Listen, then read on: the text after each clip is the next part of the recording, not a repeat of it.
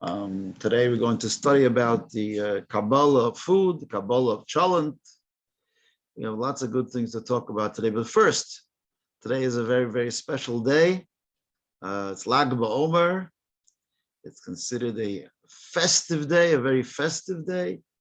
It's considered a great holiday, although generally the Omer is considered a somber time because of a great plague that happened many years ago. And yeah. Okay. Does everybody hear me? Give me a thumbs up if you can hear me. Yeah, very good. So even though it's a somber holiday and it's somber days, but Lag BaOmer is a reprieve, and it's considered a very, very happy day because even though the students of Rabbi Akiva, they died. They perished in that period of time, but it says it was for 33 days, and on the 33rd day, they stopped, the plague ended. So it's considered sort of a semi-happy day. And then later, when Rabbi Shimon Bar Yochai, one of the great, great rabbis, he passed away on this day as well, he asked that this day should be turned into a festival.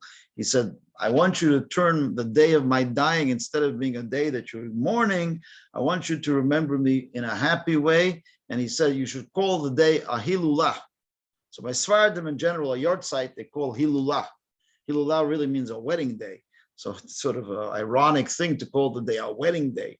But he asked that the day that he passed away should be called a day of great joy and a day of happiness. So even though in general it was a somber time, and it's especially this year, it's also 1 year, the first yahrzeit, the first year for 45 people that were killed tragically last year at Miron, at the burial place of Rabbi Shimon Bar Yochai. They died in a tragic stampede that happened last year. And we all remember that happened last year. And Baruch Hashem, this year, the event went, they had a memorial there for the people from last year. And then they had afterwards the festivities. And Baruch Hashem, it went more or less, without any problems. And everybody is healthy and well. So that's very, very good to hear. But today, this class will be dedicated to those 45 souls who passed away last year on this day, besides for Rabbi Shimon Bar Yochai himself, whose yahrzeit is on that day. But we speak about Rabbi Akiva, we speak about Rabbi Shimon Bar Yochai. Who were these great, great teachers? They were the ones that developed what we know today as the Mishnah and the Talmud, or what's known as the oral tradition of the Jewish people. It's very important to know that there's the written Torah and there is the oral Torah. So when Moses came down Mount Sinai, he brought down the 10 Commandments, and later on he brought down the entire Torah for the Jewish people. What we know as the 5 books of Moses. Right? He brought it down, taught it to the people. That became the basis of all of Judaism. But together with that book, the 5 books of Moses, there also was a commentary that was brought down by Moses, because Moses taught it to the people. He taught it as he learned it from God. And that is known as the oral tradition. And that's a very important thing to know. It's a foundation of all of the Torah. So for instance, the Torah says, on the festival of Sukkot, you shall take to yourself a beautiful fruit. How do we know what that beautiful fruit is? Maybe it's an orange, maybe it's an apple, maybe it's a lemon. It actually is a sort of a lemon. But how do we know what it is? Moshe Rabbeinu told the people it's the etrog fruit, the citron, a particular fruit. This is the beautiful fruit. You would never know that. It's quite a nice fruit, but you wouldn't know that is the beautiful fruit that Moshe Rabbeinu was talking about. But Moses, when he taught the people, it says he sent messengers to Calabria, or wherever they sent it, to Italy or other places. And he actually sent them to go bring back this fruit and to use that fruit for Sukkot. So again, without the oral tradition, without the explanation of the Torah, we wouldn't know how to be Jews. Another very important mitzvah of the Torah is the mitzvah of tefillin. You read the written Torah, mitzvah of tefillin. How do we know what tefillin are? Now today we know them as phylactery, these black boxes with leather straps and the parchments of Torah inside the boxes. But who knew this is what tefillin is? In the Torah, all the Torah really says, if you read the Bible, 5 books of Moses, it says, and you should place it as a sign on your arms and as a symbol between your eyes. So first of all, between your eyes could mean right between your eyes. We know the tefillin is placed on top of the head. It's right off the bat. So it was only with the oral tradition explains what does it mean. Between your eyes means on your head between your eyes, facing between your eyes. But how do we know what tefillin are? What they look like? That they're painted black? That they have to have parchments in them? The Shema Yisrael goes inside the tefillin. Who knew that? It was Moses explained. You should know. What it says that you should place it as a sign on your arm and as a symbol between your eyes. This is what it is. It's a thing called tefillin. Black boxes with 4 chambers with black paint, all that. So without the oral tradition that was passed down from Moses at Sinai, we would know nothing. It says, you shall slaughter the animals like I have commanded you. That's what it says in the Torah. So what does it mean, slaughter the animals like I have commanded you? How do we know there's a shaychet? How do we know that there's a special knife that he has and it has to be done in a certain way, and the way the animal is slaughtered in the Jewish slaughterhouses, the shaychet has to do it in a certain way? We only know that because all the Torah says, you shall slaughter the animal like I have commanded you. What about Moses? They had to go to Moses and say, what did God command you? Moses explained, this is how you do it. So here, we wouldn't know anything about kosher, we wouldn't know anything about tefillin, we wouldn't know anything about etrog. Lots of other laws that without the oral tradition, we would never ever know exactly how to observe it. I'm saying that, so they were the great rabbis like Rabbi Akiva, that they explained the Torah, they passed down the oral tradition to the people, and around their era, it was recorded in a book called the Mishnah, and subsequently in the Gemara. And obviously, there's a lot of logic and deduction and all kinds of things that are in the Talmud to explain the oral tradition and how. So whatever we have today, the body of law, the body of Jewish law today, as we have it today, without Rabbi Akiva, without Rabbi Shimon Bar Yochai, we wouldn't know it. Rabbi Shimon Bar Yochai, as we know, was also the author of the Zohar. So he gave the entire mystical dimension of Judaism. He revealed it to the people. That's also a very important part of Torah. We know that the Torah has different levels of understanding, and one of them is the mystical dimension. And that mystical dimension, which later we know as the Kabbalah, etc., that all comes from Rabbi Shimon Bar Yochai. Rabbi Akiva, he was the leading teacher of the time of the Mishnah. And when all of this was recorded in the Mishnah and the Talmud. In fact, Rabbi Akiva was such a great scholar. It says that when Moses went up on Mount Sinai, and we're talking about 1,000 years before Rabbi Akiva. When Moses went up on Mount Sinai, and he went to receive the Torah, he saw God writing the Torah. And I guess it's all a metaphor, right? He was writing the Torah, and he saw God was placing little crowns on top of each Torah, on the letter of the Torah.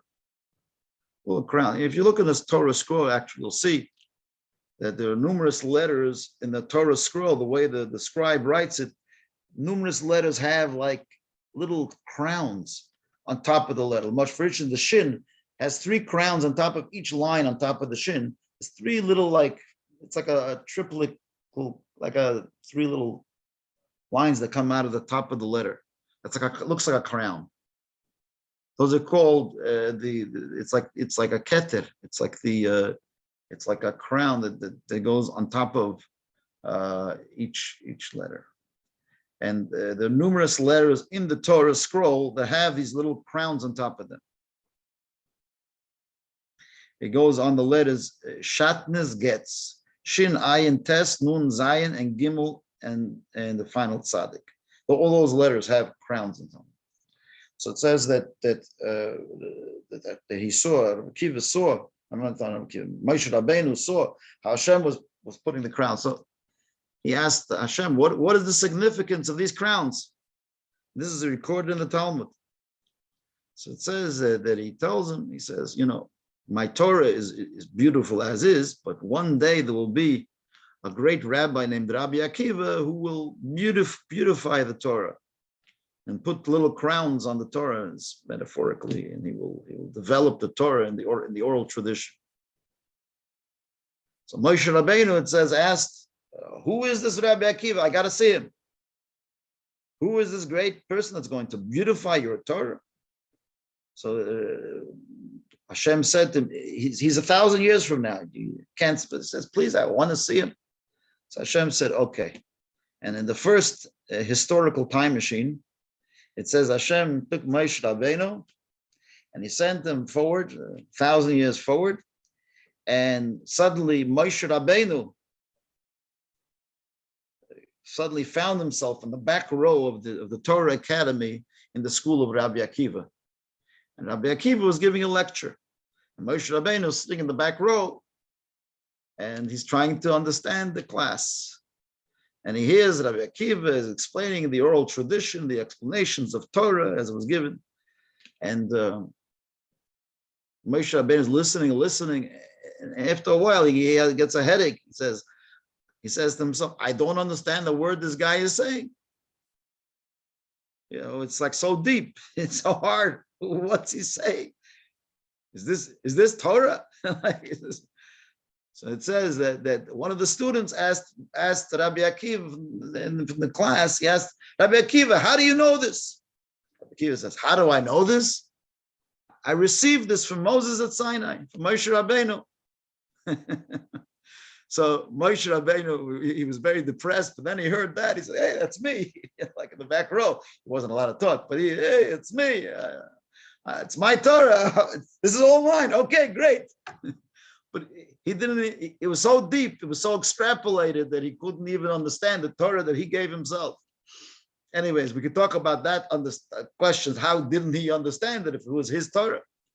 But you could say that he brought down a code of God's code, and the people over the years, they developed that code, but that was what Moshe gave over to the people. But be as that may, so Moshe Rabbeinu was happy when he heard it was Moses at Sinai. That was where Rabbi Akiva received everything from. And then Moshe Rabbeinu came back. He was returned back to Hashem, and Moshe Rabbeinu tells God, so to speak, that he heard this whole deep ideas of Rabbi Akiva. It was beyond him, but then he heard it's from Moshe at Sinai. So now I understand why the crowns, why you're placing crowns on the letter. But Moshe Rabbeinu said to Hashem, he said, if Rabbi Akiva is such a great guy, right? He said, why don't you give away the Torah? Give it through Rabbi Akiva. What are you giving me? Through me. So Hashem said, Rabbi Akiva, you don't want to be Rabbi Akiva. He said, why? He says, let me show you the end of the story. And he sends him back in time again. And suddenly he finds himself in the Roman torture chambers. Moshe Rabbeinu was there in the back row, and he's watching over there how they're torturing Rabbi Akiva. And he's watching how Rabbi Akiva, they're taking him to this torture for spreading Torah, the Torah of Moshe Rabbeinu, and they're putting him into and they're flaying his skin with iron claws. And Moshe Rabbeinu is watching this, and then he turns back to God, And he says to Hashem, he says, Zu Torah v'zu schara. This is the reward for someone who makes crowns on the Torah. For the famous question, right? Why why the righteous suffer? This is Rabbi Akiva. So it says Hashem responded to him, Shtoik. The Gemara says, Shtoik, keep quiet. Kach Allah b'machshava. This is divine thoughts.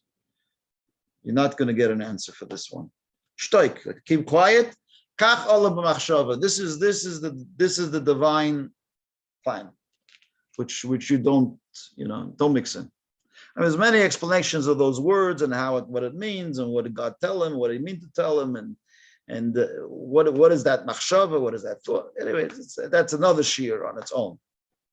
But the reason why I'm telling you this whole episode is to tell you how Rabbi Akiva was the crowns of the Torah. He was the oral tradition that beautified the Torah and brought beauty to the Torah. And so was Rabbi Shimon Bar Yochai. But despite the beautiful explanations of the oral tradition, all of that, there were numerous Jews that in those days that rejected the oral tradition.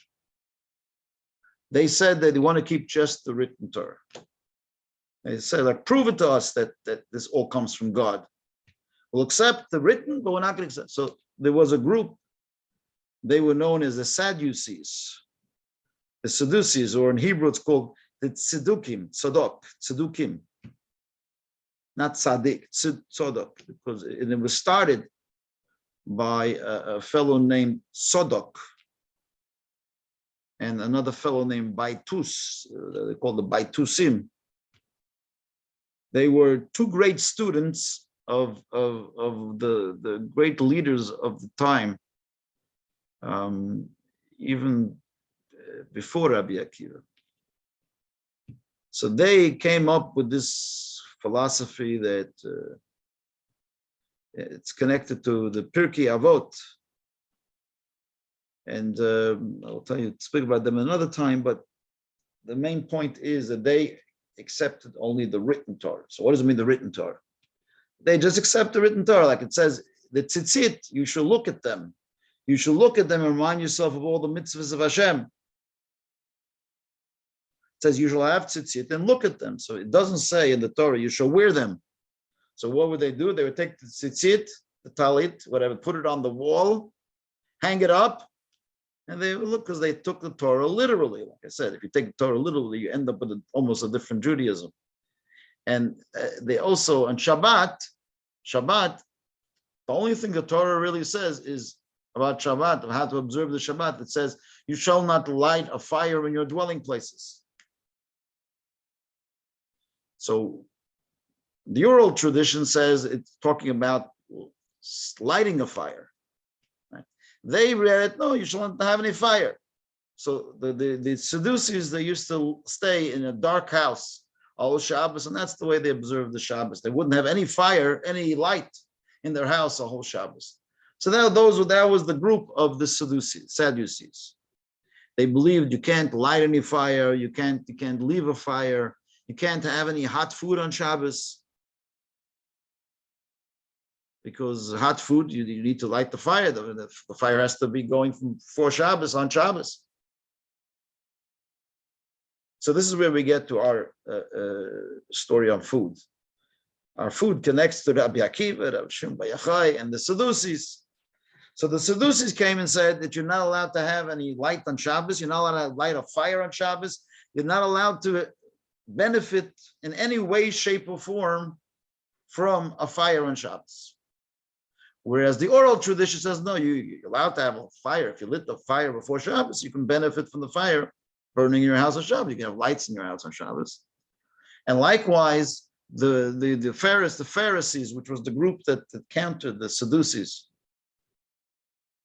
they said, and we are the descendants of the known as the Pharisees, or the Purushim in Hebrew, the Purushim. Purushim, they called the Purushim, the second group that came to counter the Sadducees. The Pharisees, they believed in the oral tradition, which is the Judaism as we know it, and they brought many observances into place to counter the approach of the Sadducees. So that's the origins of Cholent and Shabbos. Why do we eat Cholent on Shabbos? Because why do we eat something hot on Shabbos? It's brought down that the reason is why we make a special emphasis to have dafka hot food on Shabbos, even though it's very hard to prepare the food, prepare it ready before Shabbos. You have to leave it on a fire the whole Shabbos. Or many Jews will have a hot water urn on Shabbos to have a coffee or a tea on Shabbos, even though it takes preparation and you have to leave it before Shabbos and should be available on Shabbos. That was because the Pharisees came out and said that we should go out against this opinion of the Sadducees that say that you're not allowed to have any fire, not allowed to have any benefit from hot fire on Shabbos. So they said, no, dafka, we're going to institute to show that the correct law is that you're allowed to have hot things on Shabbos, and God didn't want us to suffer indefinitely on the Shabbos and unreasonably on Shabbos. And so they said, eat something hot on Shabbos. Sfardim, they called chamin. Chamin, as the word means hot, cham. They call the cholent a chamin. That the word chamin actually is from Talmudic times, and the Ashkenazim called that hot dish that we dafke eat on Shabbos, we call it cholent. Now, where the word cholent comes from, there's some that say it comes from a French word, some say it comes from a Spanish word, different Russian words, whatever. There's different theories of what it comes from, but some say it comes from the Hebrew word shalon. Shalon means that it cooked overnight. Lina means to sleep over, like to stay overnight. So it's a food that stayed overnight. So we make sure to have a hot food during the day to show that we believe that you're allowed to benefit from, but obviously you're not allowed to cook on Shabbos, you're not allowed to cook, so you can't cook from scratch on Shabbos. But the food that was already pre-cooked from before Shabbat, we leave it on the fire to keep it warm. And people ask, why does the cholent have to have like potatoes and beans and there are different things that you put into the cholent, different ingredients. Where does those ingredients come from? So those ingredients are not really what's important. What's important is that it's a hot food that you had from before Shabbos. The reason why we have potatoes and beans and gabanza beans and barley and those because those are foods, or meat, those are foods that it's a food that can last overnight on a fire, on a slow cook. Some other foods, like you can't really it will get ruined if it lasts very long. So there are certain foods that last a long time, and though the foods are usually in the Ashkenazic cholent, they have potatoes, they have beans, an assortment of kidney beans and lima beans, all kinds of beans. They put in usually some.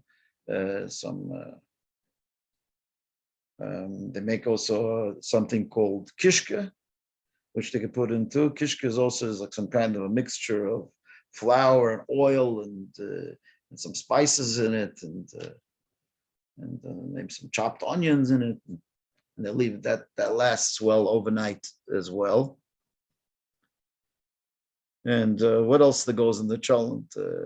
That's more or less a meat, but not any meat. Like you have to put a fatty meat, so it should last a long time as well. I'm not a chef, so if you come to this class to learn how to cook, not a chance, right? But I know it has to be a fat meat, like a flanken, the flanken meat, or kalachol, or whatever, or different kinds of meats that are like a non-fatty meat won't you don't put like a shoulder steak inside. You have to put something with a lot of schmaltz. It's very healthy. So, but the main point here is that I just want to give you the origins of the cholent, but shalom that has something which cooks overnight, and it is to strengthen the halacha of the oral tradition of Rabbi Akiva and Rabbi Shimon Bar Yochai and all of them, the Pharisees, the Purushim, in rejection of those that denied and rejected the oral tradition. So to instate and to strengthen the oral tradition, we eat hot foods on Shabbos. Obviously, hot foods also make Shabbos more enjoyable, which that is a mitzvah too, to have Tainug Shabbos, to enjoy the Shabbos. When you have just cold foods, you can't really enjoy as much. So it's part of the mitzvah of enjoying the Shabbos. So we enjoy the Shabbos with a hot food, but specifically to instate and to strengthen the opinion that the oral tradition is an integral part of it. Now, nobody ever knew when you eat cholent, you've been eating cholent for years, a kugel for years. You never knew that the reason that it's a whole halachic thing going on over here, a whole spiritual thing, that you are strengthening the opinion and the beliefs of Rabbi Shimon Bar Yochai and Rabbi Akiva. You don't know it, you just eat cholent. But now you know that the cholent, now when you eat it, you can eat with a whole different understanding of why we're eating the potatoes and the beans, and why we have stomach cramps for 3 days after Shabbos, to save the rabbis in their opinions. So today, as we said, is a day that we think about all these great rabbis of the past and their opinions. And so today we covered another one of the very important foods of Shabbos, which is cholent. I remember we did yesterday we did gefilte fish, and we explained the whole background of gefilte fish. Again, I'm not going to give you a test on all the foods, but please God, Hashem should help us, and we wish us we all have happy Lag BaOmer and a good year and a happy year, and please God, Hashem should bless them. The schus of Rabbi Shimon Bar Yochai and Rabbi Akiva and all the other great rabbis. It's customary today to go out in the field. It's an old tradition that on Lag BaOmer, because it's time there was a change of the seasons, so there always used to be a custom that the rabbis and everyone, they used to go out into the field and to with the families and to enjoy the nice day. There always used to be picnics in the Jewish tradition. So it always was. And they also used to have, the kids used to go out with bow and arrows, because to remind themselves of the times of Rabbi Akiva and the Romans and all of that.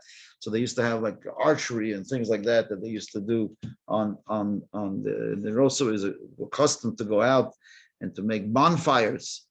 That goes back to the days of Rabbi Shimon Bar Yochai and all the great rebbes. They used to go out with the Hasidim into the fields, and they used to give great blessings in the spirit of the great sages of the past.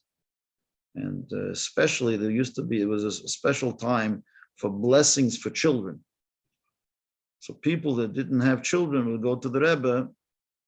Stories goes back to Rabbi Shimon Bar Yochai and the burial place where people used to go there to ask for blessings for children, especially if they weren't fertile and they couldn't have kids for whatever reason.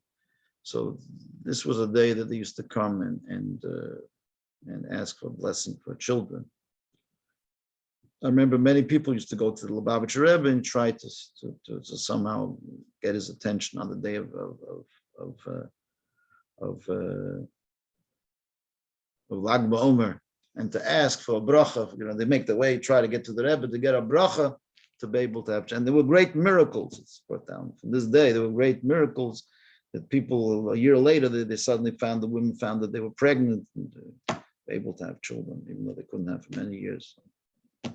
So I mean, today we have a lot of other miracles. We have blessings from the doctors There's all kinds of to help for fertility, but even that, you still need the bracha from. Ultimately, you always need the bracha from Hashem. Like I say, they used to go out in the fields and make. And in times over the last 50, 60 years, I remember in the Lubavitcher Rebbe, they used to always have a parade on Lag BaOmer. The kids used to come and they used to parade on the street. They have to have signs, for the Jewish pride of all the mitzvot. They used to say, keep the Shabbos holy and light the Shabbos candle, and put on tefillin and give tzedakah. Used to walk around with signs. We used to have this big parade. All the schools used to come together on Eastern Parkway in Brooklyn. I remember that they uniquely, especially when it was on a Sunday, they used to come there. All the kids used to have a parade, and then after the parade, they used to go all together to Prospect Park, and we used to have a picnic over there with salami sandwiches or whatever they used to give us over there. It's quite memorable times we have from Lag BaOmer. Lag BaOmer was a very special time, like I say, very mystical, very spiritual, very, very holy time. That's all. So wish everybody a good Lag BaOmer, beautiful day. And if you have a chance tonight at 6 o'clock, actually, there's a big Lag BaOmer to do, which our shul is part of. It's all the Chabads together they have one up north at the Lubavitch Center, the JCC, and another one at Earl Bales Park in the south. So if anyone is in any of those places, you come there. It's at 5:30. They're gonna have a little parade there, and they're gonna have a fair for the kids. Bring your kids, bring your grandchildren for that event. So we wish everybody a happy Lag. And if anyone has any questions on what we spoke about, a Cholent question, but don't ask me about the recipes. Anybody have a question?